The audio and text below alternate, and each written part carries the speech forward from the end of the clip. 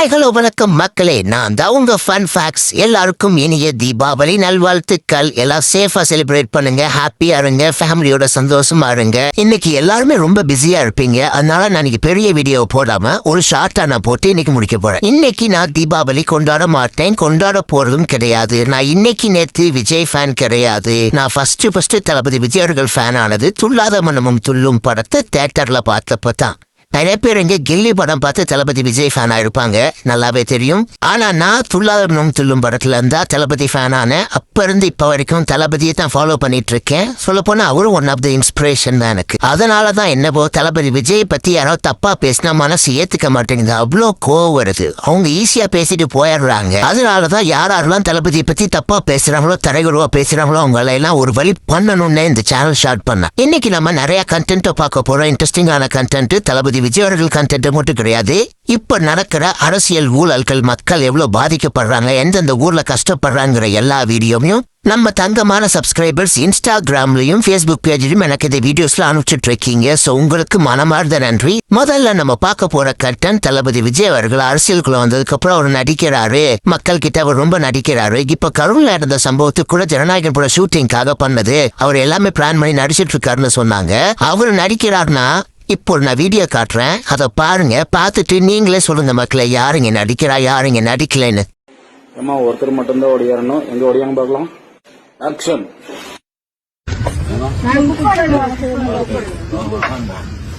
நன்றி சார், அப்பாவுடைய கொள்கையை பிடிச்சிட்டீங்க சார்.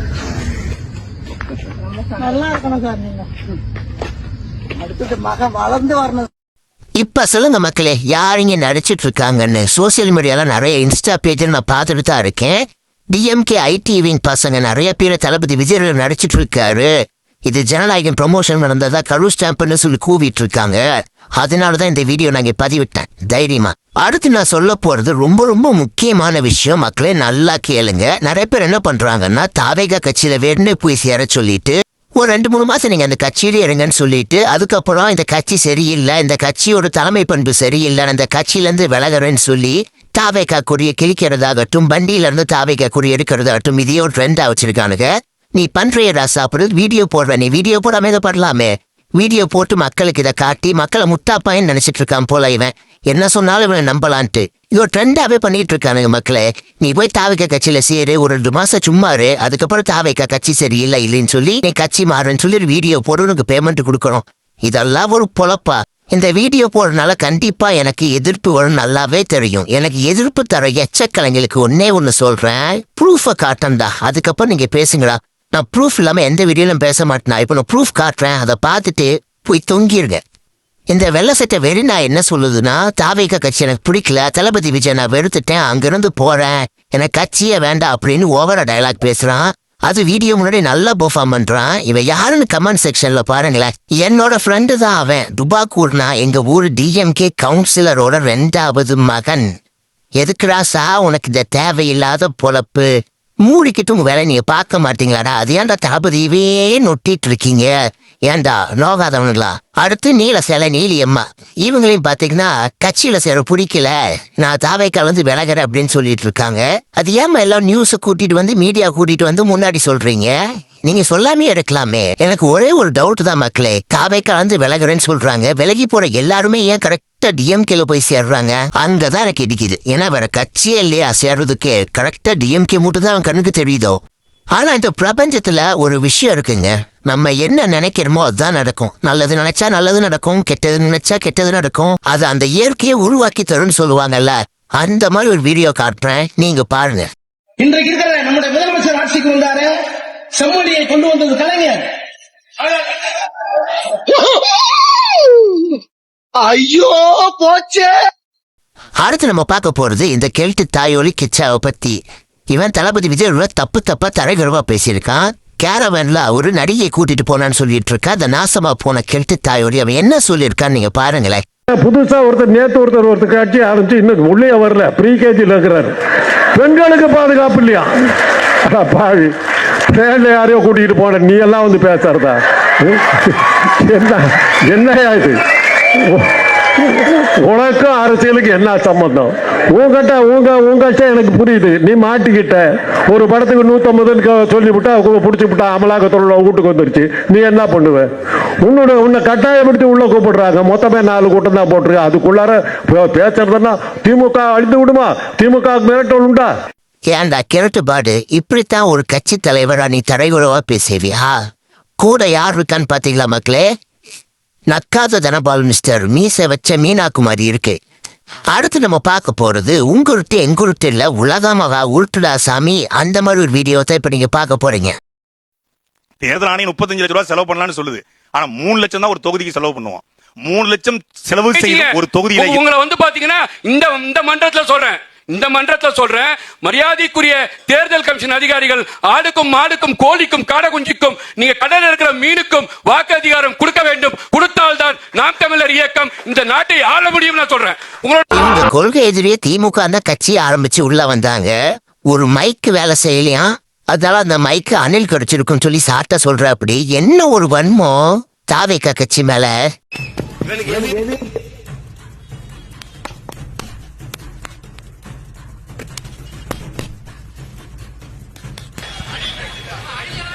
அனிலா அது ஏன்டா எச்சக்கறீங்களா? எப்ப பார்த்தாலும் எங்களை அணில் சொல்லிட்டே இருக்கீங்களே. அவ்வளவு வன்ம மாட்டேன் எங்க மேல. ராமாயணத்துல ராமருக்கு பாலம் கட்டு உதவுனது அணில் தாண்டா தற்குறி மண்டைகளா. எங்களை அணில்னு சொல்ற சவுக்கடி சாட்டை அவர்களே, இப்பொழுதுக்கு நீங்க நாம் தமிழர் கட்சியில சேர்ந்து என்ன வேணா பேசலாம். ஆனா இதுக்கு முன்னாடி நீங்க என்ன பேசுனீங்கன்னு உங்களுக்கு ஞாபகப்படுத்தவா? 10 பேரை ஏமாத்தினாரு. 10 பேரை சீமா ஏமாத்திருக்காரு. அவங்க எதை பத்தி கேட்டாலும் பேசுவாங்க.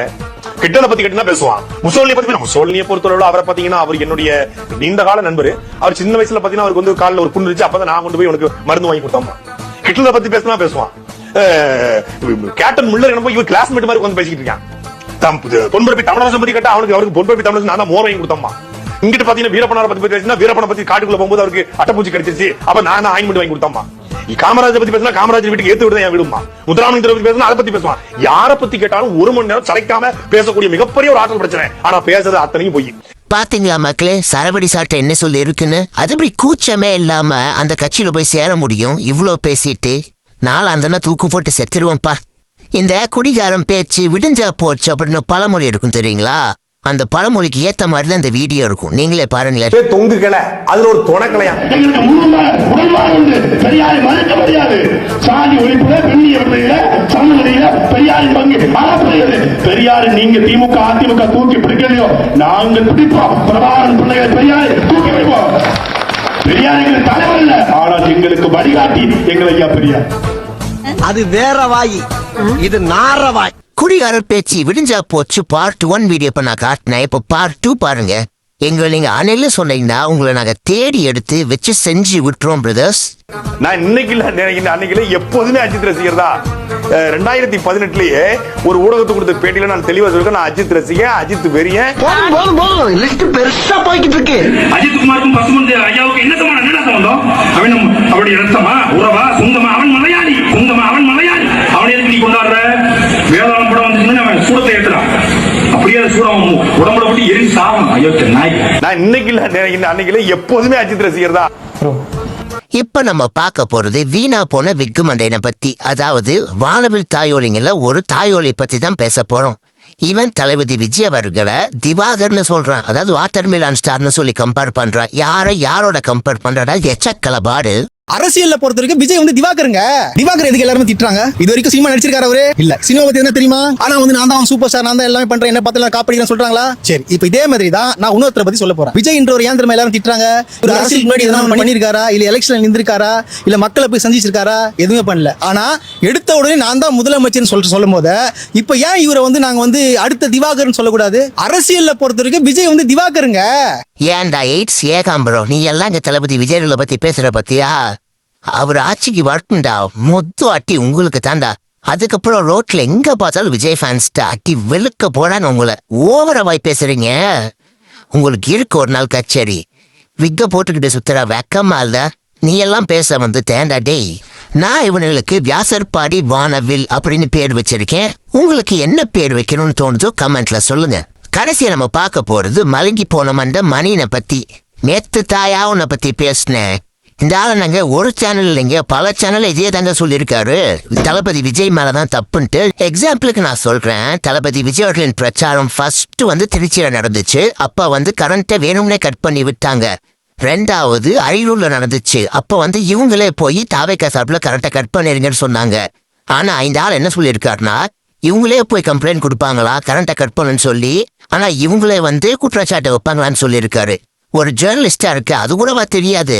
மணியனுக்கு மணி அடிக்கிற நேரம் வந்துருச்சுன்னு நினைக்கிறேன். இந்த மடகஸ்கர் மண்டை என்ன பேசியிருக்காருன்னு பாருங்களேன். முதல் குற்றவாளி விஜய் தான். இதுல எந்த மாற்று கருத்தும் இருக்க முடியாது. இதை மறுதளித்து பேசுபவர்கள் ஒன்று அவர்கள் விவரமறியாதவர்களாக இருக்க வேண்டும், இல்ல கண்மூடித்தனமாக விஜய் ஆதரிப்பவர்களாக இருக்க வேண்டும், இல்ல குருட்டுத்தனமாக திமுகவை எதிர்ப்பவர்களாக இருக்க வேண்டும். விஜய் தான் இதுக்கு காரணம். He is responsible. உங்களுக்கு 8:45 மணிக்கு பர்மிஷன் கொடுத்து 8:45 தான் நீங்க வீட்டுல இருந்து புறப்படுவீங்க. 7 மணி நேரம் அங்கே மக்கள் வெயிட் பண்ணுவாங்க. What is this? இது மாதிரி எத்தனையோ தலைவர்கள் இருந்திருக்காங்க உலக இந்தியாவில். யாராவது இப்படி பண்ணாங்களா? ஃபண்டமெண்டல் இஷ்யூ என்னன்னா, நேரம் கருதி சுருக்கமா பேசுறதுனா கார்த்திகேயன், அடிப்படையில் விஜய் ஒரு நடிகர், தாவேகா அடிப்படையில் ஒரு ரசிகர் கூட்டமாக இருக்கிறது. ஒரு அரசியல் கட்சி தலைவர் இப்படி நடந்து கொள்ள மாட்டார். நம்ம கொஞ்ச நேரத்துக்கு முன்னால பேசணும், ஸ்டாம்பீட்ஸை பத்தி பேசணும். இந்தியால அரசியல் கட்சி நிகழ்வுகள்ல ஸ்டாம்பீட்ஸ் ரொம்ப ரொம்ப ரொம்ப ரேர், ஆல்மோஸ்ட் நில்லுன்னு சொல்லலாம். இவரை விட பல மடங்கு கவர்ச்சி தன்மை வாய்ந்த எம்ஜிஆரோ ஜெயலலிதாவோ அவங்க பீரியட்லாம் இந்த மாதிரி ஸ்டாம்பீட்ஸ்லாம் நடந்ததே கிடையாது. மத நிகழ்ச்சிகள்ல நடந்திருக்கு. மகாமகத்துல இலவசங்களை வழங்குறதுல இலவச வேட்டி சேலை 2005 KK நகர்ல நடந்திருக்கு. 45 பேர் செத்தாங்க. பட் ஒரு அரசியல் கட்சியோட பொலிட்டிக்கல் ரேலியில எனக்கு தெரிந்து ஸ்டாம்பீட் நடந்ததே கிடையாது. மேபி 1 or 2 people died, அது இருக்கலாம். இது மேசிவ் ஸ்டாம்பீட். இதற்கு முழுக்க முழுக்க காரணம் விஜய் தான். ஏன்னா அடிப்படையில் அவர் ஒரு நடிகராக இருக்கிறார். அவருடைய பார்க்க வந்த கூட்டம் அவரை பார்க்கணும்னு வரான், அவர் பேசுறதை கேட்கலன்றோம். அவர் ஒரு அரசியல் கட்சி தலைவராக நம்ம எப்படி ஏற்றுக்கொள்ள முடியும்? ஒரு அரசியல் கட்சி தலைவரோட கூட்டத்தில் ஸ்டாம்பீட் நடக்கவே நடக்காது. இன்னொரு முக்கியமான விஷயம், செகண்ட் ரேங்க் லீடர்ஸ் இல்ல. ஏன்னா அது பொலிட்டிக்கல் பார்ட்டி இல்லன்றதால. ஏன்னா செகண்ட் ரேங்க் லீடர்ஸ் தான் ஷாக் அப்சர்வர்ஸ். மணியா, நல்ல பேமெண்ட் போலவே இந்த வாசிக்கிற நீ. மக்கள் ஒண்ணும் முட்டாள் கிடையாது மணியா, எங்களுக்கு தெரியும் என்ன நடக்குது ஏது நடக்குதுன்னு. அவர் பர்மிஷனுக்கு என்ன 8:45 கிளம்புறாரு அப்படிங்கிறாரு. ஏயா, அவர் கேரவன்ல ஏறினோடனே மக்கள் சூழ்ந்துடுறாங்க. கேரவனே ஊர்ந்து தான் வருது, ஒரு இடத்துல இருந்து இன்னொரு இடத்துக்கு போறது. அது எல்லாருக்குமே தெரியும். டயத்துக்கு வரல இதெல்லாம் ஒரு ரீசனா? இன்னொரு இன்டர்வியூல நம்ம மணியை என்ன சொல்லியிருக்காருன்னா, திமுக கண்டிப்பா வெற்றி பெறும், 50% உறுதியா சொல்ற திமுக வெற்றி பெறும் சொல்லியிருக்காரு நம்ம மணியை. அந்த வீடியோ எடுத்து நான் நாளைக்கு தேடி உங்களுக்கு எப்படியாவது அந்த வீடியோ நான் அப்லோட் பண்றேன். ஒண்ணு உண்மையாரு, எதுக்கு இந்த வன்மம் நான் கேக்குறேன்.